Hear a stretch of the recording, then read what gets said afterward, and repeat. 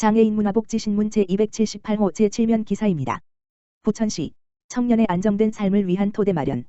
2021년 청년정책 시행계획 실시. 4대 핵심 전략 등 총 180억 원 집행.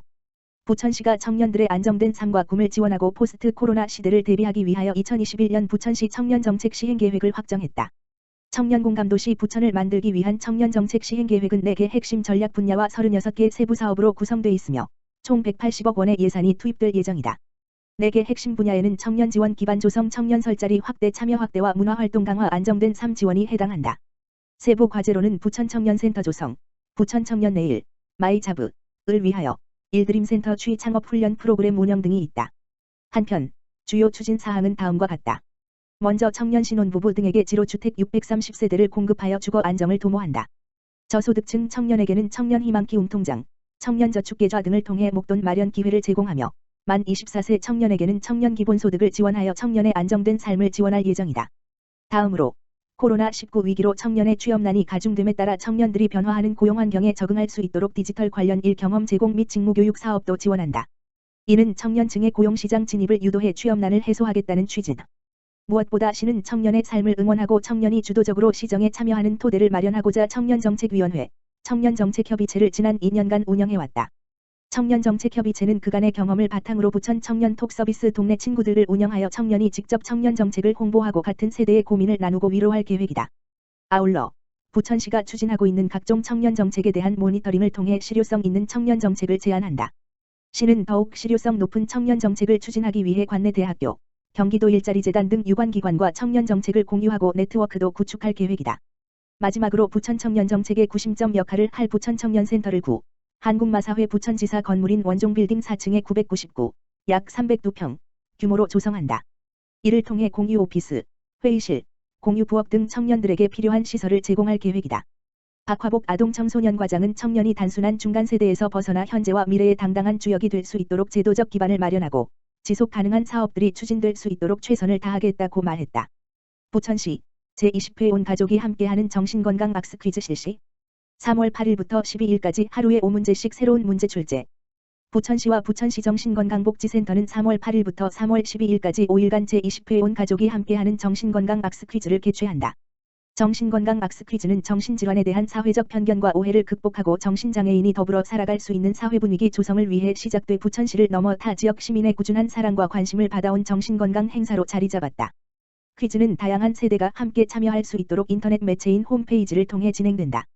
정신건강에 관심이 있는 시민이라면 누구나 참여할 수 있다. 참여 방법은 부천시 정신건강복지센터 홈페이지 www.버컬러브.co.kr에 접속하여 참여마당 이벤트 페이지에서 안내사항을 읽어본 후 참여하기 버튼을 클릭해 퀴즈를 푸는 방식이다. 정신질환 및 일반적인 정신건강 상식에 대한 문제를 악스 퀴즈로 풀어보는 방식이며 하루에 5문제씩 매일 새로운 문제로 5일간 총 25문제가 출제된다. 참가자에게는 무작위 방식의 추첨을 통해 소정의 상품을 증정한다. 당첨자 명단은 3월 30일 부천시 정신건강복지센터 홈페이지에서 확인할 수 있다. 이선숙 부천시 보건소장은 본 행사가 부천시민뿐 아니라 전국에 있는 남녀노소의 많은 인터넷 이용자에게 정신건강의 중요성을 알리고 정신질환에 대한 잘못된 정보를 바로잡는 기회가 되기를 바란다고 전했다. 퀴즈 대회 및 전반적인 정신건강 사업에 대한 문의사항은 부천시 정신건강복지센터 지역번호 032-654-4024로 전화하면 안내받을 수 있다. 부천시 다문화가족지원센터 결혼이주 여성 자립지원. 부천시 다문화가족지원센터는 사회복지법인 동행복지재단에서 주관한 2021년 다문화가족 한국정착 이룸 프로그램 지원사업 공모에 선정되어 1,080만 원을 지원받는다.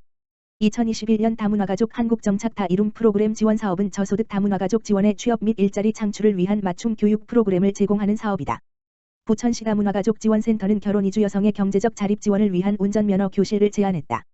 자동차 운전이 코로나19 상황에서 상대적으로 안전한 환경을 제공하고 경제활동에도 도움을 줄 수 있다는 인식이 대두됐기 때문이다. 이에 부천시 다문화가족지원센터는 취업을 희망하는 결혼이민자 10명을 대상으로 3월부터 8월까지 장례기능, 도로주행, 학과 모두 지원하는 운전면허증 취득반을 운영한다. 자세한 사항은 부천시 다문화가족지원센터 담당자에게 문의하면 된다. 이번 사업을 통해 결혼이민자의 취업 발판을 마련하고 주도적으로 경제활동을 할 수 있는 계기를 제공할 것으로 기대된다. 부천시 다문화가족지원센터 백운영 센터장은 앞으로도 시장의 수요 및 결혼이민자의 요구에 맞는 직업훈련 프로그램을 파악하고 이를 센터에서 운영할 수 있도록 노력하겠다고 말했다. 함께해요.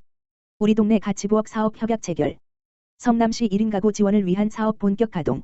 성남시 시장 은수미는 3월 2일 1인 가구 공유부엌 사업인 함께해요. 우리 동네 가치부엌 사업 추진을 위해 6개 기관과 업무 협약 (MAU를) 체결했다. 이번 협약은 청년층, 중장년층, 노년층 각 2개 팀씩 총 6개 팀을 운영할 계획으로 태평 일동복지회관과 상대원 일동복지회관에서 청년층을, 중앙동복지회관과 하얀마을복지회관에서 중장년층을, 판교노인종합복지관과 은행 일동복지관에서는 노년층을 대상으로 공유주방 사업을 추진한다. 우리 동네 가치부엌아업은 복지기관에 마련되어 있는 부엌 공간을 활용해 추진되며 참여 인원은 6물결표 사인 10명 내외로 구성되어 주 1회 실시한다. 성남시는 가치부엌아업을 위해 연간 4만 1,000원의 예산을 편성하여 재료비와 강사비 등의 비용으로 지원한다. 코로나19로 집합활동이 제한되는 기간 동안은 비대면으로 실시할 예정으로 조리 과정을 동영상으로 촬영하여 밀키트, 음식 재료와 함께 참여자에게 전달하여 조리 후 SNS를 통해 요리 과정과 후기를 공유하는 소통의 시간도 갖는다. 특히 청년층은 실시간 채팅이 가능한 앱으로 요리를 진행하는 등 비대면 상황에도 요리를 매개로 한 소통과 사회적 관계망 형성도 챙긴다. 은수미 성남시장은 가치부엌아업을 통해 사회, 경제적으로 취약한 1인 가구의 건강한 식생활을 지원하고 1인 가구가 지역사회의 구성원으로 관계망을 구축하여 외로움을 해소하는 사업이 되도록 협조해달라고 당부하였으며 6개의 협약기관에 감사의 뜻을 전했다. 성남시는 가치부엌 사업을 비롯하여 1인 가구가 당당한 사회적 가족도시 성남을 비전으로 하는 7개 사업을 본격적으로 추진하고 있으며 이 외에도 1인 가구 인식 개선을 위한 포럼과 토론회, 생활공모전을 개최하여 1인 가구에 대한 이해 확장을 넓혀나갈 계획이다. 성남시 올해도 학자금 대출 연체 청년 신용회복 돕는다. 성남시 시장 은수미는 올해에도 학자금 대출 연체 청년 신용회복 지원 사업을 편다. 대출받은 학자금을 제때 갚지 못해 이른바 신용불량자가 된 청년들을 구제해 정상적인 사회생활을 돕기 위한 사업이다. 시는 오는 3월 8일부터 11월 30일까지 시 홈페이지 시민참여 온라인 신청 청년 신용회복 지원을 통해 대상자의 지원 신청을 받는다. 신청 대상은 051 기준 3.8 본인 또는 직계 존속이 1년 이상 계속해서 성남시에 주소를 둔 만 19세 물결표 사인 34세 중에서 대출 학자금을 6개월 이상 미상환해 한국장학재단의 신용도 판단정보에 등록된 청년이다. 1월 말일 집계 기준 대상 청년은 132명이고 채무액은 8억 1천만 원이다. 지원 신청해 적격 심사에서 선정되면 학자금 분할상환 약정 때 내야 하는 초입금을 최대 100만 원, 총 채무액의 10% 지원한다. 한국장학재단은 초입금을 낸 청년의 신용도 판단정보 등록을 해지하고 연체 이자를 감면해준다. 남은 학자금 대출금은 연체자가 한국장학재단과 별도 약정을 맺어 최장 20년간 분할 납부할 수 있다.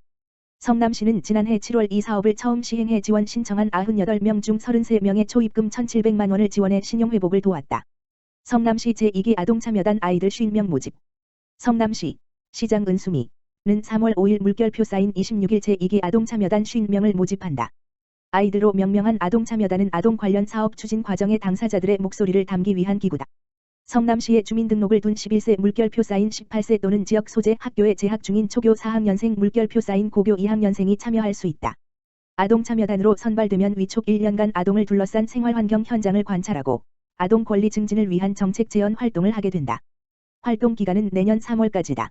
참여하려면 기한 내 신청서, 성남시 홈페이지 아동참여단 검색을 시청 아동보육과 담당자 이메일 5orchid515@korea.kr 이나 우편으로 보내면 된다.